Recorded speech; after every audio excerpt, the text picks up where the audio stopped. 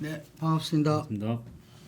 김능구와 항장수의 닥터도미의 전망 3월 26일 시작하도록 하겠습니다. 항 선생님 지금 그 이재명 민주당 대표 2심 선고가 났죠. 예. 무죄죠. 무죄. 예, 무죄인데 완전 무죄. 뭐한 벌금 80만 원 좀 나오지 않겠나 이렇게 생각하는 사람도 많은데 많았죠. 예. 완전히 그냥 깨끗하게 틀어줬어요. 그런데 크게 세 가지 아닙니까? 김문기 알았다 몰랐다. 그는 1심에서도 무죄였죠. 그다음에 두 번째로는 그 골프 쳤다 안 쳤다. 그 부분에서는 1심은 유죄였는데 그것도 무죄고. 그다음에 이제 가장 결정적인 것이 국토부에 협박이 있었다 없었다인데 그 국토부가 계속 그렇게 이재명한테 압박을 한 건 맞고 이재명이가 그걸 갖다가 공문을 보낸 건 맞고 그걸 압박으로 넣겠다. 그래서 협박이라고 말을 좀 표현을 잘못했다 이렇게 해석한 것 같아요. 그래서 그것도 무죄다. 그러니까 이재명의 공직선거법 위반 자체가 무죄다 이랬는데 지난번에 그 재판부가요 그 이재명이 부분에 잘못한 것에 대해서 김문기하고의 관계를 이재명이가 말한 부분을 특정을 해라. 지금 봐가지고는 우리가 뭐가 문제인지 모르겠다 생각하고 그 다음에 하나 결정적인 부분을 그 또 이야기를 한 게 있어요. 그래서 2심 재판부가 이재명에 대해서 국회에서 발언을 잘못한 거는 국회 정은 감정법의 위반으로 처리해야지 그걸 갖다가 공직선거법으로 이중 처벌해서는 되느냐 이렇게 말을 했을 때 야 보통 사람이 잘 모르는 저런 것까지도 끄집어내 가지고 이재명을 봐주려고 저렇게 애를 쓰구나 그런 생각은 했어요. 그래서 이게 재판이 제가 이제 제 방송에서 몇 번 했습니다. 녹록지 않다 그랬는데 지금 이 선제 재판이 이재명 그 오늘 선고보다 뒤로 연기된 상황에서 이게 오늘 무죄가 났다는 거는 민주당 내부에 번지던 여러 공포들이 있잖아요. 윤이 동시 퇴진설 또 보이지 않는 손 작동 이런 게 다 뻥이었다. 이런 게 사실 입증되는 거 아닌가 이런 생각만. 예. 뭐 저희들은 민주당 주장으로서 이재명 무죄되나 이런 기사를 갖다 며칠 전에 쓰기도 했어요. 그런데 제가 이제 말씀드리고 싶은 거는 지난번 1심 때 보통 우리 공직선거법은 무죄거나 80만 원 이하 나올 가능성이 높고 위정교사가 좀 높게 나올 거다. 처음에는 그렇게 예측이 됐죠. 다들 그렇게 예측했는데 거꾸로 나왔었어요. 이 공직선거법이 그 1년 징역에 2년 집행유예 나오고 위정교사가 무죄가 나왔어요. 그래서 참 이 판사들의 판결은 재단하기 어렵다. 그렇습니다. 우리가 이제 그런 이야기를 했었는데 그때 그 공직선거법이 무죄 내지는 80만 원 이하가 될 거라고 한 이유는 많은 분들이 근데 제가 그 당시에 국민의힘 법조인 출신의 중진 의원을 만났을 때 그분도 그렇게 이야기했어요. 법조인 출신인데 왜냐? 금방 이야기한 대로 이게 적극적인 허위 사실이 유포가 아니고 예를 들면 안다 모른다가 기본이잖아요. 이게 그래서 그런 부분 가지고 국회의원의 직을 박탈할 정도는 아니지 않나라고 판단을 한다는 거죠. 본인이 생각할 때. 근데 많은 사람들이 그게 동의했고 그랬는데 1심이 오히려 공직선거법 의회였어요. 그래서 그 다음에도 2심에서 계속적으로 공직선거법은 처음 예측대로 이 아까 말한 대로 우리 항 소장님도 80만 원 이하 가능성이 있다. 뭐 이렇게 이제 이 내다봤던 거 아닙니까? 근데 이게 완전 무죄가 이렇게 됐는데 이 부분에서 이번에 보면은 재판부에서 공소장 변경을 해라, 특정해라, 뭐 이런 부분들이 좀 이렇게 암시를 줬어요. 암시를 줬죠. 그죠? 네, 확실히 줬죠. 그런데 이제 이게 또 재판부가 중요한 딜레마에 부딪혔어요. 작년 11월 달에 그것도 이제 김인섭이라고 백현동 브로커 이재명이가 형이라고 부르는 그 사람하고 그 사람의 대법원 판결에서 징역 5년이 나왔거든요. 근데 대법원에 그때 5년에 대한 기록에 선고 기록에 뭐라고 돼 있는가 하면 협박해서 4단계 상향 조정을 시킨 게 아니라 이게 성남시청에 로비를 해서 돈을 받고 그걸 해줬다. 그래가지고 이재명이라는 이름을 특정하지는 않았지만은 성남시청의 로비에서 이루어진 거다라고 대법원이 다른 사건에서 이걸 바라볼 때 그렇게 판결을 했거든요. 그래서 이제 이번에 그 보면 협박이 아니었다라고 하면 대법원에 지금 협박이 아니었다. 이재명이 협박받았다고 한 말을 그걸 갖다가 사실상 이재명이 그렇게 말한 부분은 압력이 계속 공문이 날라오니까 압박을 받았고 압박을 협박으로 말을 잘못했다는 식으로 해석을 해준 거거든요. 그렇죠. 예, 그렇게 보면 대법원에서 지금 김인섭에게 한 판결은 뭐고 또 이번에 이재명에게 한 판결은 뭐냐. 거기에서 또 중요한 문제는 성남시청과 김인섭 사이에 로비 관계가 있다라고 했고 성남시청에서 어제도 그 TV에 나오대요. 최종 결계권자 시장 이재명 해가 부시장은 뭐 출장 이 지금 사인한 게 나와요. 그러면 이런 논리적 문제를 어떻게 앞으로 해결하려고 그러냐. 저는 이 법원이 굉장히 어떻게 보면 자기들끼리라도 앞뒤 말을 맞춰야 되는데 군데군데에 이 편차가 나타나는 부분이 법치의 신뢰성을 잃는 쪽으로 작용을 했다 이렇게 봅니다. 네. 지금 어쨌든 간에 이 허위사실 유포 이 부분들은 공직선거법상 그거잖아요. 예, 예. 그렇기 때문에 633이라는 대원칙 네. 속에서 재판이 신속하게 진행됐던 거고 예. 그 외 부분들은 공직선거법이 아니잖아요. 예. 그러니까 그 부분은 이 진행은 되겠지만 이렇게 이 단시간에 진행되기는 좀 어려운 거죠. 예, 그래서 네. 이것도 지금 사실은 2심까지 오기까지 900일도 넘게 걸리지 않았습니까? 그렇죠. 예, 그러니까 이것도 633도 사실은 아닌 건데 어쨌거나 나머지 부분은 이제 만약에 조기 대선이 윤통 탄핵 인용으로 있다면 사실상 나머지 부분은 어떻게 보면 재판이 중단되기 때문에 이재명의 법적 리스크가 없다 이렇게 돼버린 거죠. 그러니까 이번에 그 지난 대선 이후에 계속 이재명 민주당 대표는 사법 리스크를 갖다가 끌어왔죠. 계속 안고 갔잖아요. 가장 본인의 대권 가도의 최대 장애가 사법 리스크다 이야기를 하고 했는데 이번에 2심 완전 무죄 선고에 의해서 어쨌든 간에 그 이 조기 대선이 됐든 차기 대선이 됐든 제가 볼 때는 어떤 사법 리스크 일종 해소됐다. 그거 보는 것이 좀 객관적이지 않겠습니까? 뭐 어쨌든 이게 공감하든 안 하든 사실관계로 놓고 보면 그게 100% 맞는 이야기죠. 예. 그래서 이 이재명 당 대표의 어떤 그 야권 후보 그리고 전체적인 대선 후보원에서 지금 대세론을 타고 있잖아요. 각종 여론조사에서 다자 대결이든 가상 대결이든 그 대세론은 보다 더 확고해졌다. 이래 볼 수 있겠습니다. 뭐 저는 그 일단 민주당의 이제 대표 자격이 대선 후보 자격이 흔들릴 가능성은 없어졌고 그다음에 오늘 판결로 아마 본인의 지지율도 좀 더 올라갈 수 있지만은 지금까지의 이재명 대표의 행동으로 봐서 그렇다고 대선이 거의 무의미하게 원사이드하게 흘러갈 거다 그렇게는 보지 않고요. 윤통 탄핵이 인용된다 하더라도요. 오히려 이제 보수 진영이나 중도에서 이재명 대표를 싫어하는 사람은 극명하게 많거든요. 그 사람들이 이번 판결로 더 분노했을 가능성이 있어요.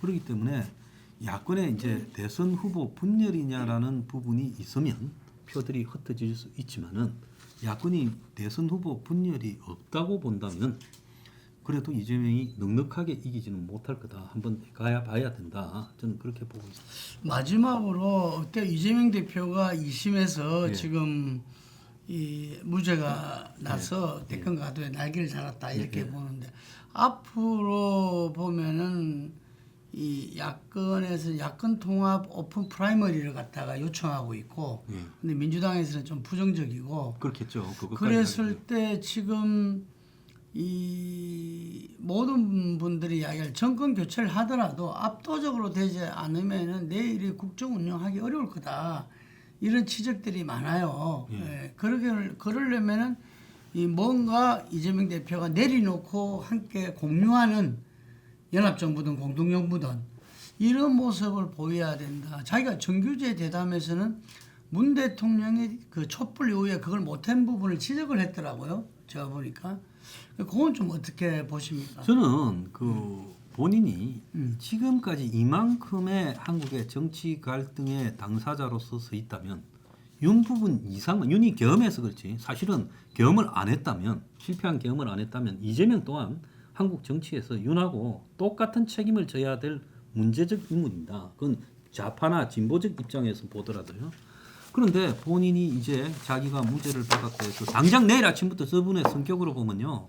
내가 이제 다 틀었다. 앞으로 나는 이제 따놓은 당상이다. 그냥 내 페이스로 가라고 밀어붙일 가능성이 거의 지난번에 총선 공천처럼요.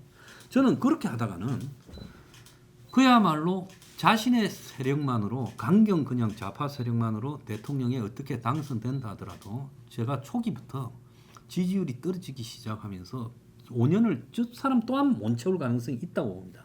그러니까 가장 좋은 것은 본인이 여기에서 자신이 당선되더라도 개헌을 하겠다. 개헌안을 모아주라. 그러면 내 당선이 꼴 개헌에 대한 약속이라고 생각하고 대국민 발표를 하고요. 그래서 야권도 내주고 여권도 내주라. 그렇게 해서 지금 우리 사회에 잘못된 체제 이게 분명히 있는 거는 사실이다. 죽기 아니면 살기로 이렇게 부딪혀야 정치할 수 있는 거.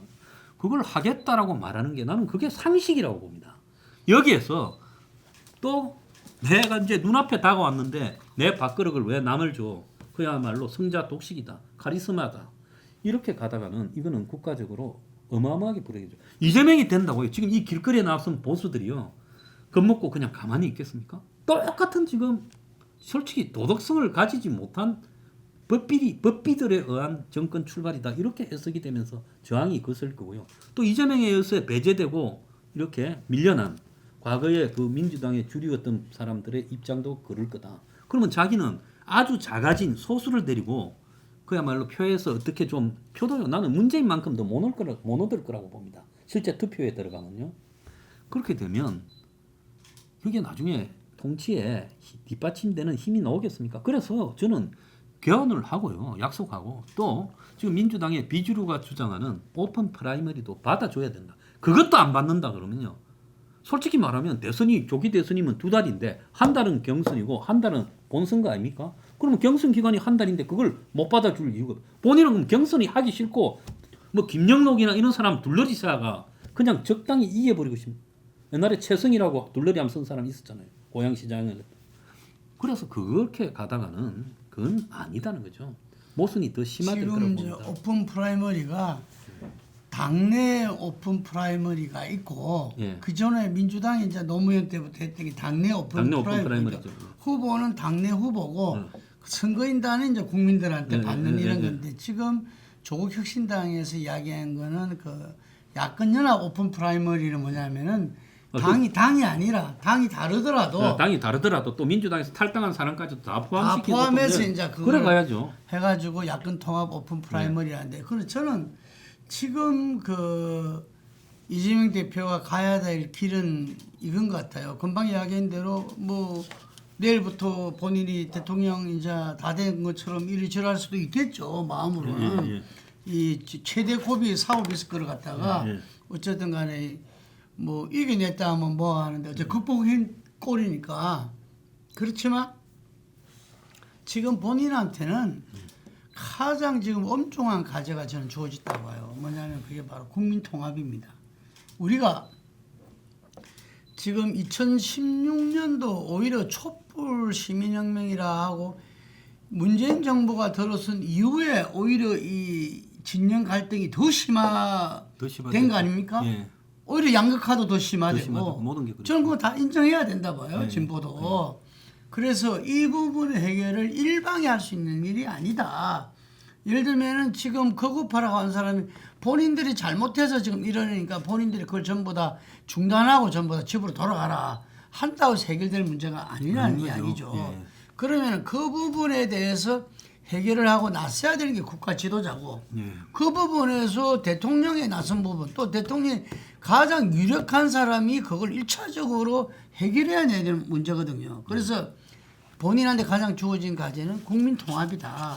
국민 통합에서 예를 들면 자기가 현재 야권의 후보가 되는 거. 그 다음에 본선에서도 정말 대한민국의 내일을 갖고서 이 국가 발전 전략과 정책을 가지고서 서로 논의하고 그리고 이 말하자면 이 보복 정치 청산이라는 이런 부분들을 갖다가 이 천명하고 본인이 하는 그 부분에 오픈 프라이머리에 이어서 연합정부 공동정부를 나가는 이런 모습을 갖다가 가져야만이 저는 국민 통합이 이루어질 수 있지. 그게 아니고 지난 총선에 또 보였던 모습은 또 다른 윤석열을 낳을 수밖에 없거든요. 그거는. 예, 맞습니다. 그래서 조선시대 때 수양대군이요. 진짜 수단과 방법을 가리지 않고 정적을 다 처형하면서 왕위에 올랐지만은 끊임없이 왕위에 대한 적통, 그리고 이 왕위에 대한 전통성이 있는가에 대해서 정통성 시비에 걸렸고, 심지어 뭐 중국의 당시 명나라의 책봉과도 관련해서 문제도 걸렸어요. 그래서 중요한 거는 공안으로 지금이 뭐 7, 80년대처럼 자신한테 달라드는 사람을 공안으로 겁줘가지고 해결하는 시대는 아니다는 거죠. 그렇게 되면 자신이 함정에 스스로 빠지는 거예요. 윤통이 계엄을 해서 해결하려다가 저리 된 거 아닙니까? 그러니까 이재명도 똑같은 그런 문제에 갈 수 있다. 그래서 적통 시비에 걸릴 거고 정통성 시비에 걸릴 거고 부테타처럼 정적을 다 맺히고 그리고 법 기술을 이렇게 발휘해 가지고 다 벗어나서 자리에 올랐다. 그것은 수단과 방법을 가리지 않는 그야말로 이 조폭의 세계에서나 이긴 자가 왕이다는 거지. 실제로 민주주의에서 저렇게 하면 안 되지요. 그래서 그 점에 대해서는 저는 그 김남국 대표님의 그런 의견을 100% 존중합니다. 자기가 그러지 않으면요, 자신이 대통령이 되더라도 오래 못 갑니다. 그래서 저는 민주당을 중도 보수 정당으로 규정했을 때 대환영을 했어요.